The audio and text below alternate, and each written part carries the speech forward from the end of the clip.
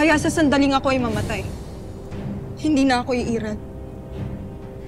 Maglalaho na lamang ako na parang isang bula. Hindi. Hindi ako naniniwalang hahayaan ni Emery na mawala ka na parang bula, Dea. Lalo na't ikaw ang nakatakda at namarka ang bagong tagapangalaga ng isang mga brilyante. Tera, marahil ay iba ang iyong paniniwala sa mundo ng mga tao.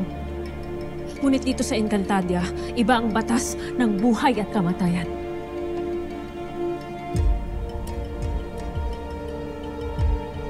Ngunit masasayang lamang ang lahat ng ating pinagpaguran kung ito hindi ninyo gagawin. Maaari bang wag nyo na kaming pag-intahin? Maghunos dili ka. Sa pagkakataong ito, hindi nyo dapat iniisip ang inyong mga sarili, kundi ang buong Encantadia at lahat ng nilalang na nakatira sa ating mundo.